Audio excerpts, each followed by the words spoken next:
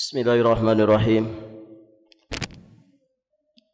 Assalamualaikum warahmatullahi wabarakatuh.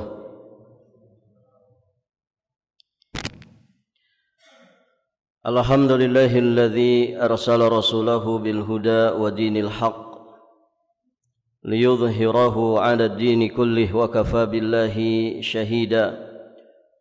Asyhadu an la ilaha illallah wahdahu rabbi la syarika lah wa asyhadu anna Muhammadan abduhu wa rasuluh. Amma ba'd. Allahumma inna nas'aluka ilman nafi'an wa rizqan tayyiban wa amalan mutaqabbala. Allahumma bika asbahna wa bika amsayna wa bika nahya wa bika namut wa ilaikan nusyur. Ya hayyu ya qayyum bi rahmatika nastaghith. Aslih lana sya'nana kullah wa la takilna ila anfusina tarfata ain. Para hadirin jamaah salat subuh rahimani wa rahimakumullahu jami'an. Alhamdulillah, kita bersyukur kepada Allah Subhanahu wa taala. Pada saat ini kita berada di tanggal 16 Jumadal Ula 1446 Hijriah. Kita memohon kepada Allah dengan seluruh asma-Nya yang husna, dengan seluruh sifat-sifatnya yang maha sempurna, semoga Allah Subhanahu wa taala menganugerahkan kepada kita semua keistiqomahan di dalam iman dan juga amal saleh. Amin Allahumma ya rabbal alamin. Para hadirin jamaah salat subuh rahimani wa rahimakumullah. Pada kesempatan ini insyaallah kita akan melanjutkan kembali pembahasan kita. Kita masih di pembahasan berkaitan dengan al-irtiqa bil ibadah. Bagaimana kita senantiasa berusaha meningkatkan kualitas dari ibadah kita kepada Allah Subhanahu wa taala yang menjadi inti tujuan diciptakannya manusia, yang menjadi tugas utama hidup dan kehidupan manusia di alam dunia ini.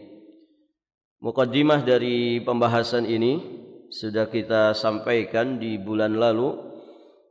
Berikutnya para hadirin jamaah yang dirahmati Allah, kita akan mulai merincikan poin-poin yang sangat membantu kita untuk meningkatkan kualitas ibadah kepada Allah Subhanahu wa taala.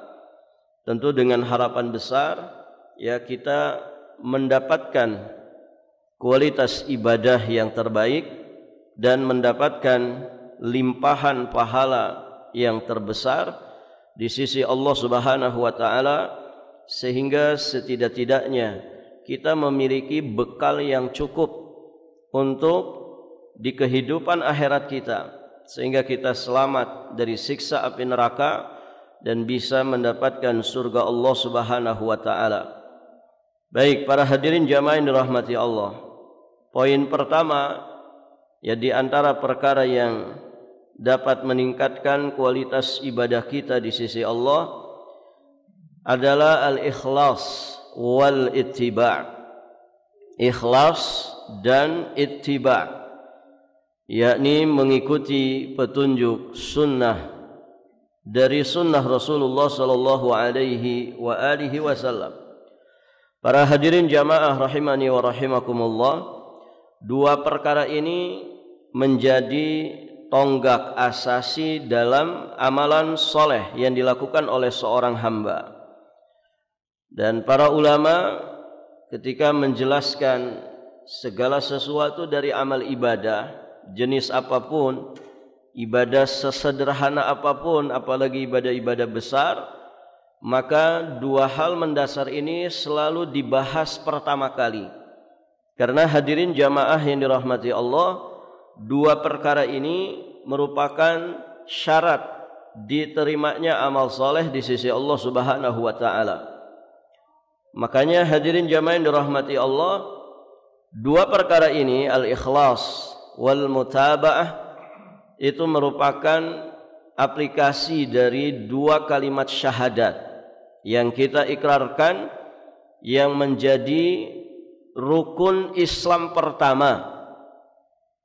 Sehingga para ulama menyatakan tidak akan ada rukun-rukun Islam yang lainnya, bahkan tidak akan ada amal-amal soleh yang lainnya kalau kemudian dua tonggak asasi ini tidak ada pada diri seseorang.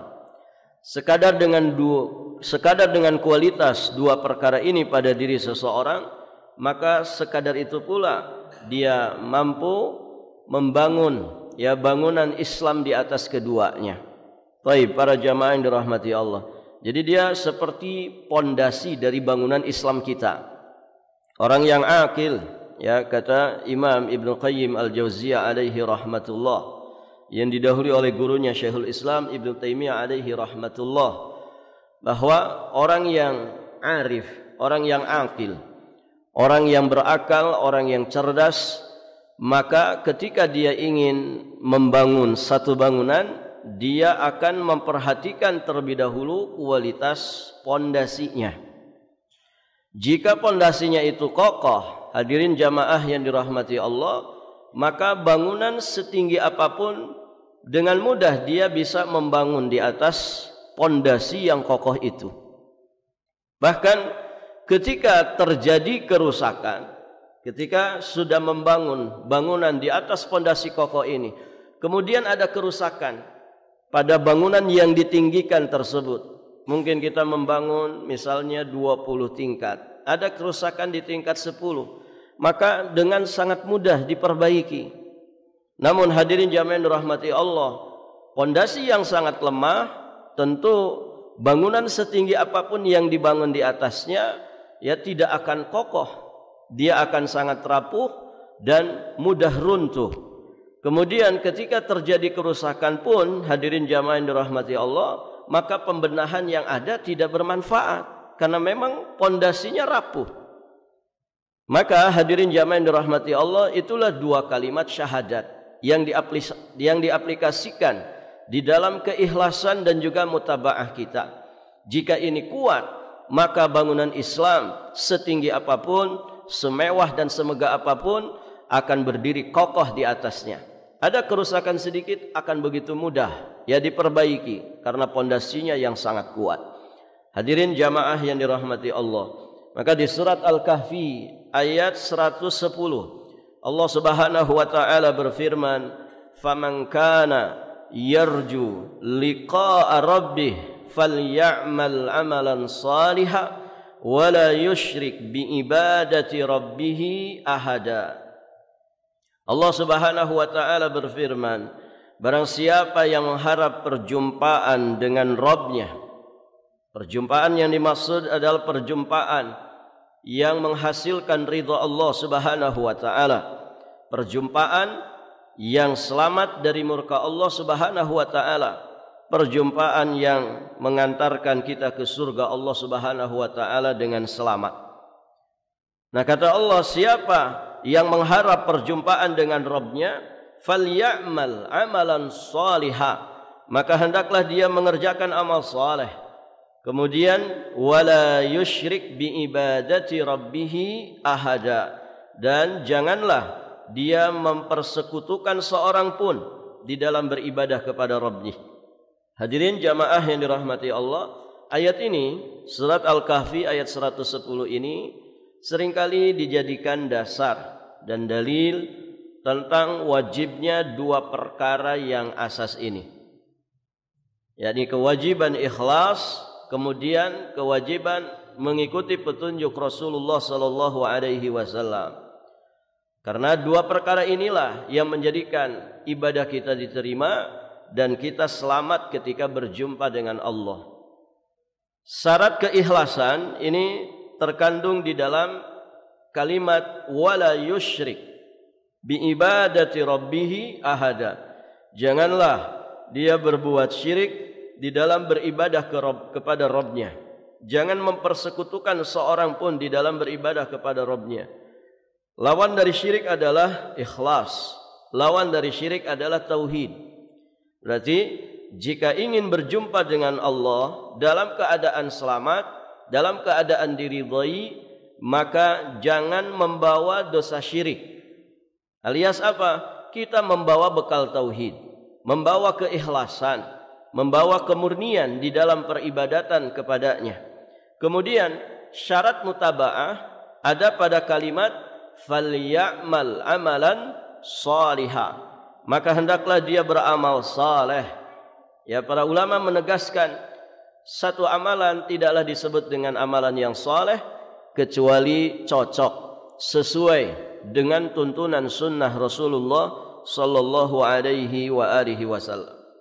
Maka hadirin jamaah yang dirahmati Allah, dua bekal inilah yang mesti kita bawa menghadap Allah. Dan jangan sampai kita melakukan apa yang menjadi kebalikannya. Ya, karena penyimpangan dari keikhlasan, penyimpangan dari sunnah Nabi sallallahu alaihi wasallam ini menjadi dua dosa yang paling besar, yang paling dimurkai Allah Subhanahu wa taala, yang paling menghalangi kita untuk bisa masuk ke dalam surga Allah Subhanahu wa taala. Penyimpangan ikhlas itulah syirik. Penyimpangan ya terhadap petunjuk Nabi sallallahu alaihi wasallam itulah bid'ah. Syirik dan bid'ah ini adalah dua dosa yang paling besar di antara sekian banyak dosa-dosa besar yang lainnya. Dan ini dua dosa yang paling menghalangi kita untuk bisa masuk surga dengan selamat. Baik, para jamaah yang dirahmati Allah, kita fokuskan kepada poin pertama terlebih dahulu tentang masalah keikhlasan. Ya, bagaimana kemudian amal itu ya ketika dikerjakan dengan keikhlasan yang sangat luar biasa, ternyata bisa menjadikan amal itu berkualitas dan berlimpah pahalanya di sisi Allah Subhanahu wa taala. Sesederhana apapun amal ibadah itu, kalau kemudian dikerjakan dengan keikhlasan, maka terkadang dia bisa mengalahkan amal-amal besar yang dilakukan oleh sebagian orang yang ternyata kurang keikhlasannya. Ya, kata Imam Ibnu Mubarak, rubba amalin saghir tu'azzimuhun niyah. Ya, betapa banyak amal-amal yang kecil yang dianggap sederhana ternyata menjadi besar, menjadi agung, menjadi berlimpah pahalanya di sisi Allah Subhanahu wa taala dengan sebab niat yang ikhlas. Wa rubba amalin kabir tusaghiruhu an-niyah. Dan betapa banyak amal-amal yang begitu besar. Amal itu sejatinya amal-amal besar yang idealnya akan menghasilkan limpahan pahala yang besar. Namun ternyata hadirin yang dirahmati Allah, ya tusaghiruhu an-niyah.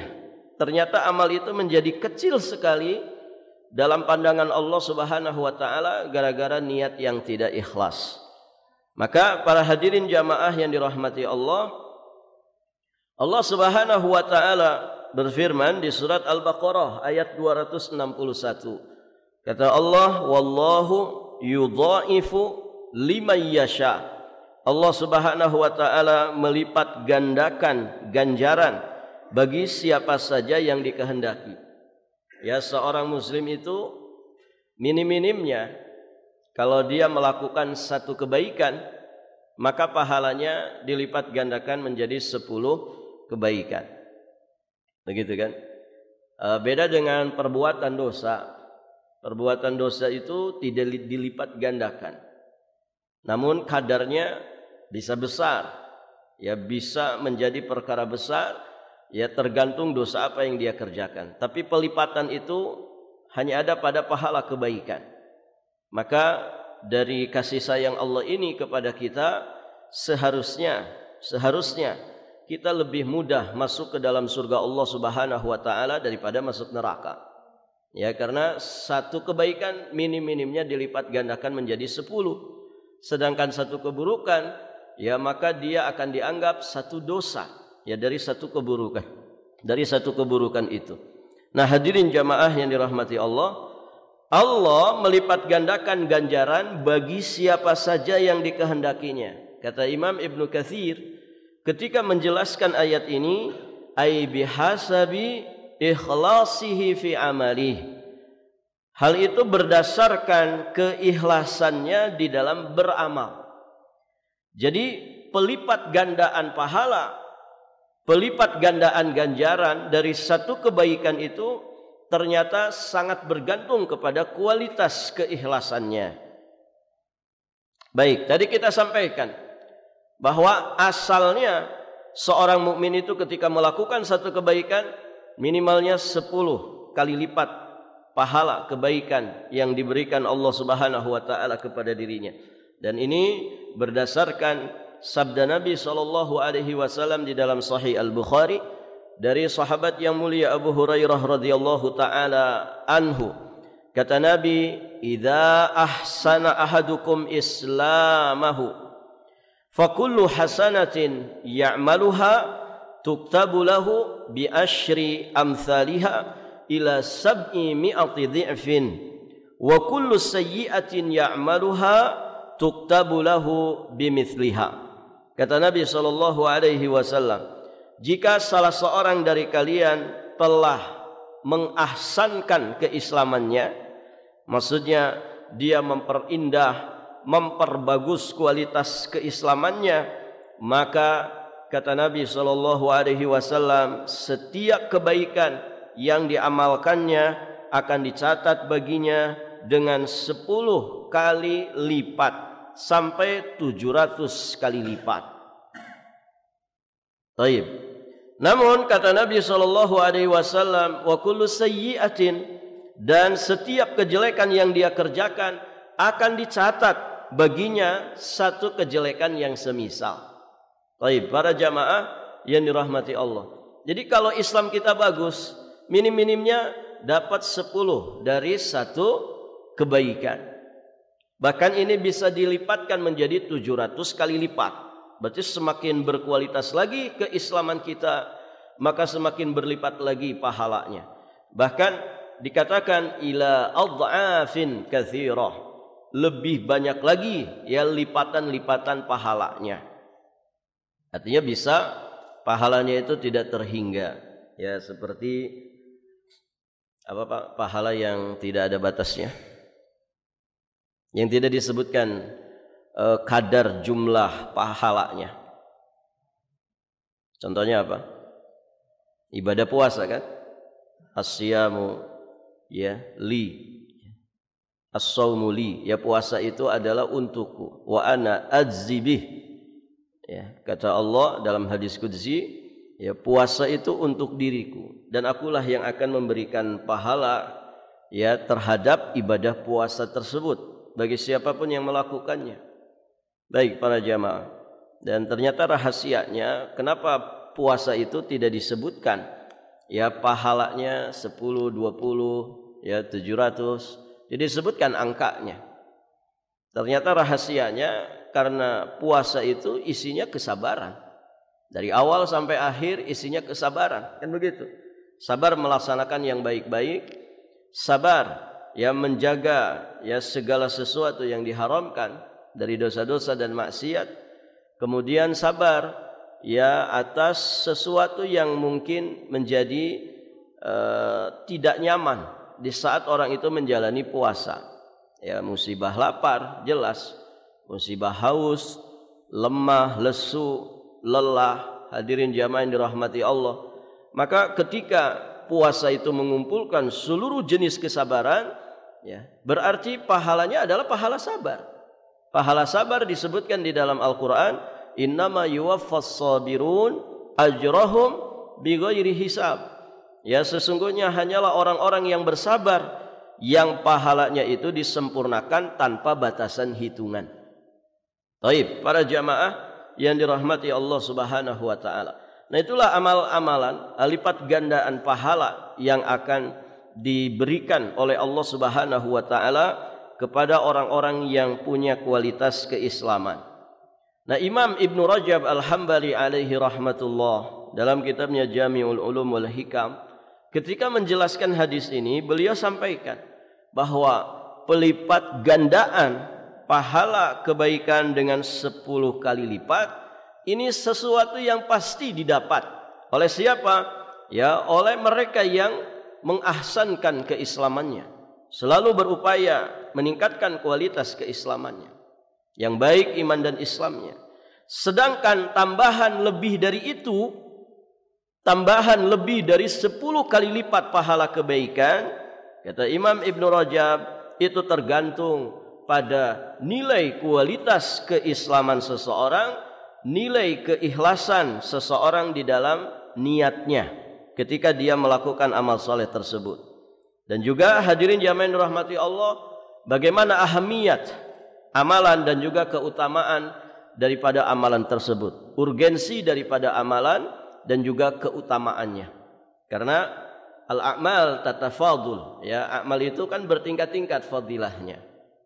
Barakallahu fikum. Ya. Seperti misalkan contoh salat di Masjidil Haram dengan salat di masjid ini, gede mana Pak pahalanya? Dari sisi tempat jelas ya, Masjidil Haram ya. Bahkan Masjidil Haram dengan Masjid Nabawi lebih gede mana? Masjidil Haram 100.000 kali lipat, Masjid Nabawi 1.000 ya. Salat di Masjid Nabawi lebih istimewa pahalanya dibandingkan dengan salat di Masjidil Aqsa. Salat di Masjidil Aqsa lebih istimewa pahalanya daripada salat di masjid ini dan masjid-masjid yang lainnya. Kan begitu. Artinya ada tafadhul, ada tingkatan-tingkatan, baik dari sisi pelaksanaan, tempat pelaksanaan, dari sisi waktu. Dari sisi waktu. Orang salat malam ba'da Isya, bisa tidak? Salat malam ba'da Isya bisa? Bisa. Baik. Yang paling afdal di waktu kapan? Sepertiga malam terakhir. Itu waktu yang afdal. Waktu yang afdal. Kemudian salat sunnah rawatib. Dari sisi tempat pelaksanaan, di mana kita melaksanakan salat sunnah rawatib yang lebih utama? Di rumah, kan begitu ya? Di rumah. Namun para hadirin jamaah yang dirahmati Allah, ada kalanya fadilah-fadilah, tingkatan fadilah itu ditinjau dari sisi-sisi yang lainnya. Maka ketika orang punya ilmu, ya dia kemudian bisa menjamak, menggabungkan sisi-sisi afdhaliyah satu amal, maka dia akan lebih ya berpeluang untuk mendapatkan lipatan pahala ya dari amal-amal yang dia kerjakan. Karena nanti tinjauannya banyak sekali. Dari sisi tempat, tadi ya ada beberapa amalan yang ternyata ketika dikerjakan di tempat berbeda pahalanya berbeda. Kemudian dari sisi waktu pelaksanaan, salat duha di awal pagi dengan salat duha ketika tarmudul fisal, ketika anak-anak unta sudah mulai kepanasan. Jelas yang lebih utama adalah ketika anak-anak unta sudah mulai kepanasan, terasa terik matahari itu pada tubuh mereka. Nah ini dari sisi waktu. Nanti dari sisi amal itu sendiri, amal wajib tentu lebih utama daripada amal sunnah. Sunnah muakkadah itu berarti lebih utama daripada sunnah yang ghair muakkadah. Kan begitu. Kemudian dari sisi orangnya, siapa yang mengerjakannya? Begitu kan? Siapa yang mengerjakannya? Kualitas orangnya. Sahabat Nabi, para hadirin jamaah yang dirahmati Allah, kalau mereka beramal soleh, sederhana amalnya. Kita beramal soleh dengan amal yang menurut kita besar. Ternyata hadirin bisa jadi pahala mereka lebih besar dibandingkan pahala kita. Kenapa? Mereka punya kualitas. Mereka merintis perjuangan Islam bersama manusia terbaik Rasulullah sallallahu alaihi wasallam. Artinya para perintis itu luar biasa, begitu ya. Mereka tentu lebih istimewa dibandingkan yang melanjutkan, begitu kan? Maka para hadirin jamaah yang dirahmati Allah Subhanahu wa taala, jadi banyak hal yang mesti kita gabungkan untuk kita mendapatkan kualitas daripada amal soleh dan juga limpahan pahala daripada amal soleh tersebut. Namun kata Imam Ibn Rajab, lipat ganda pahala sampai 10 itu yang pasti kita dapatkan. Itu yang pasti kita dapatkan. Selebihnya apakah dilipat gandakan jadi 20, jadi 30, jadi 100, jadi 700, bahkan berlipat-lipat lagi. Nah, ini sangat tergantung kepada kualitas Islam, kualitas iman, kualitas keikhlasan yang ada pada diri kita. Maka jelas ya poin ini. Kata para ulama, siapa yang ingin meningkatkan kualitas amalnya, wajib atas dirinya, harus tidak boleh tidak dia meningkatkan kualitas keikhlasannya di dalam amal tersebut. Nah, nanti banyak sekali poin-poin yang bisa kita pelajari, ya bagaimana cara kita meningkatkan kualitas keikhlasan kita.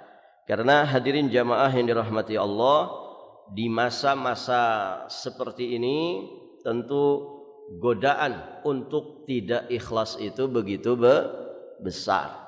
Ya, terlebih jiwa raga manusia rata-rata sudah orientasi dan obsesinya adalah perkara-perkara yang nampak dari materi dunia.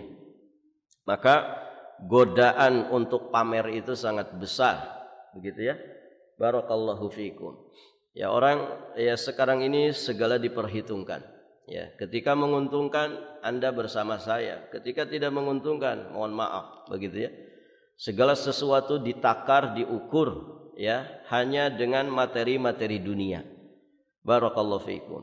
Yang akhirnya kemudian masalah ini juga merembet kepada urusan-urusan ibadah, urusan-urusan agama. Ya, jika menguntungkan oke, tidak menguntungkan ditinggalkan. Begitu ya, walaupun itu ibadah yang sangat besar. Maka hadirin jamaah dirahmati Allah, kita sering diwanti-wanti oleh Nabi sallallahu alaihi wasallam. Ya, bagaimana Nabi itu sangat mengkhawatirkan generasi terbaik umat ini pertama kali, yakni para sahabat, mereka terjatuh kepada syirik kecil. Ya, kemudian ketika ditanya syirik kecil itu apa? Ya, kata Nabi sallallahu alaihi wasallam ar-riya. Bahkan Nabi pernah menjelaskan bahwa kesyirikan di umat ini itu akhfa, lebih samar, lebih sangat tersembunyi daripada rayapan semut hitam di atas batu licin yang berwarna hitam di tengah malam gelap gulita. Ya, semutnya saja sudah kecil, Pak. Semutnya sudah kecil. Ditambah lagi di atas batu hitam yang licin. Ditambah lagi semutnya warna hitam, ya. Sudah dia binatang kecil di atas batu licin yang berwarna hitam di tengah malam gelap gulita. Artinya sangat-sangat samar sekali kita bisa mendeteksi rayapan semut ini. Nah, begitulah ya gambaran kesyirikan ya pada umat ini yang diperingatkan oleh Nabi sallallahu alaihi wasallam. Kita kasih contoh ya. Banyak sekali hal-hal yang menjadi riya yang sangat halus ya pada ya seorang manusia. Riya yang sangat-sangat terselubung para hadirin jamaah yang dirahmati Allah. Misalnya contoh ini. Ada seseorang para jamaah yang dirahmati Allah, dia menceritakan nikmat, menceritakan anugerah karunia dari Allah Subhanahu wa taala yang begitu banyak yang dilimpahkan kepada dirinya. Ya, tentang ya karunia-karunia kebaikan. Ya. Nah, ini kan tipis-tipis bedanya antara tahaddus bin nikmah para hadirin jamaah yang dirahmati Allah dengan antara niatan supaya dengan cerita ini orang paham dia ini orang baik loh, begitu ya. Dia ini orang soleh loh, yang pantaslah kalau kemudian mendapatkan kemudahan-kemudahan ibadah, begitu. Nah, ini sangat-sangat rawan sekali dan sangat halus sekali para jamaah. Misalkan orang bercerita, alhamdulillah ya kita dimudahkan, ya bisa duduk di majelis ilmu misalkan. Ini dari 5 soft, begitu ya. Ini yang bertahan di sini paling 1 soft misalkan, begitu ya. Yang bertahan dengan pengajian gitu ya. Ya, dari 15 orang yang hadir misalkan alhamdulillah kita jadi 5 orang yang bertahan tidak ngantuk misalkan. Misalkan ini Pak, gitu kan. Dia cerita tentang kebaikan-kebaikan Allah ya yang sudah dianugerahkan kepada dirinya. Alhamdulillah ya, yayasan kita berkembang, lembaga pendidikan Islam kita Masya Allah semakin banyak peminatnya. Barakallahu fikum. Dia cerita tentang karunia-karunia Allah pada dirinya. Masjid kita semakin makmur, masjid kita semakin ramai. Tapi ternyata niatannya bukan lillahi ta'ala, niatannya bukan karena senang bersyukur kepada Allah Subhanahu wa taala. Tapi niatannya ingin menampakkan kepada orang bahwa siapa dulu loh DKM-nya, siapa dulu loh mudirnya, gitu ya. Kan saya mudirnya. Siapa dulu loh saya, ya. Makanya pantaslah kalau Allah itu memberikan kemudahan-kemudahan ini, begitu ya. Barakallahu fikum. Nah, ini sangat terselubung sekali para jamaah. Jadi orang itu kalau tahadus bin nikmah, menceritakan nikmat juga harus pandai jaga hati ini. Ya. Karena bisa jadi niatnya itu melenceng. Dia bukan menceritakan dalam rangka bersyukur kepada Allah supaya orang juga sama-sama mengagungkan Allah, ingat kepada Allah. Kan itu fungsi tahadus bin nikmah. Menceritakan kenikmatan supaya orang itu jadi ingat tentang nikmat Allah, orang itu jadi ingat tentang anugerah Allah, ya, sehingga mereka pun sama-sama bersyukur kepada Allah. Harusnya begitu kalau orang itu tahadus bin nikmah. Namun kan setan itu pengalamannya panjang, Pak, gitu ya, dibandingkan kita. Iblis itu dari masa Nabi Adam, ya kerjaannya cuma satu saja sampai hari kiamat nanti. Kebayang itu. Orang kalau menekuni satu bidang pasti sangat profesional, ya. Model-model kita ini para hadirin jamaah yang dirahmati Allah, ya.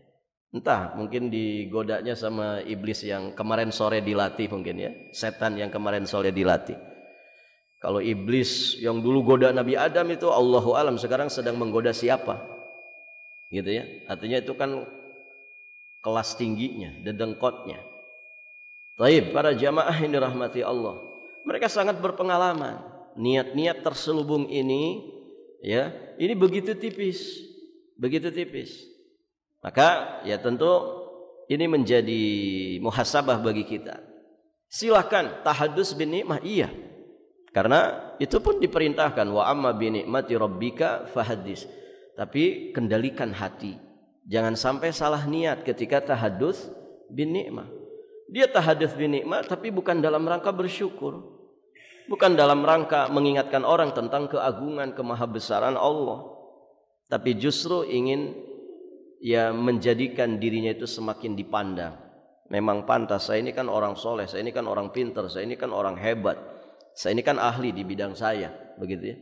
Nas'alullah al-afwa wal afiyah wassalam. Dan terakhir para hadirin jamaah yang dirahmati Allah, di antara contohnya ada sebagian orang dia merendahkan diri di hadapan orang lain, para hadirin.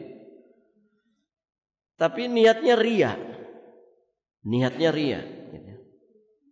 Dia ingin dipandang sama orang itu ya orangnya tidak angkuh, tidak takabur, tidak tinggi gitu. Apa bahasa orang kita ini? Low profile.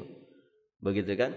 Dia rendahkan dirinya di hadapan orang tapi dengan tujuan riya. Nah, ini juga bisa terjadi. Oh enggak, saya itu biasa saja begitu ya. Tapi dia ngomong begitu itu ya dalam rangka supaya nampak, oh ini berarti si fulan ini orangnya tawadu. Nah niatnya tuh itu. Niatnya tuh itu. Jadi dia rendahkan dirinya ya supaya dikenal sebagai sosok yang tawadu. Sosok yang tawadu. Nah ini juga tipis sekali hadirin jamaah dirahmati Allah. Dia mungkin mulutnya ngomong, saya itu biasa aja. Oh enggak, biasa saja. Ini kok masih jadi makmur gini ya? Bapak ya DKM-nya? Enggak, saya biasa aja. Ngomongnya begitu gitu ya, lidahnya begitu, tapi ternyata hatinya berbunga-bunga. Siapa dulu saya, ini orang baru tahu ini gitu. Nah ini hadirin jamaah yang dirahmati Allah, yang seperti ini juga sangat halus ada di dalam hati manusia. Maka berhati-hati. Nanti insya Allah di pertemuan berikutnya kita akan sedikit membahas ya hal-hal apa saja yang bisa meningkatkan kualitas keikhlasan kita di dalam beramal ibadah. Dan mungkin kita agak sedikit berpanjang-panjang di poin ini Karena ini yang paling mendasar sekali, hadirin jamaah yang dirahmati Allah. Ikhlas ini urusan hati, gitu ya. Karena urusan hati kan susah dideteksi oleh manusia. Hanya Allah yang mampu kemudian mendeteksinya. Kemudian diri kita sendiri yang paling hafal dengan kebusukan niat kita. Barakallahu fikum. Baik para jamaah, sampai di sini. Ada pertanyaan tidak? Baik para jamaah, kalau tidak ada pertanyaan, alhamdulillah kita cukupkan sampai di sini. Insyaallah nanti kita lanjutkan di pertemuan berikutnya biidznillah taala. Kita akhiri dan kita tutup dengan doa kafaratul majlis. Subhanakallahumma bihamdik asyhadu an la ilaha illa anta astaghfiruka wa atubu ilaik. Hadanallahu wa iyyakum ajma'in. Wallahul muwaffiq ila aqwamit thariq. Al-'afwu minkum. Wassalamu alaikum warahmatullahi wabarakatuh.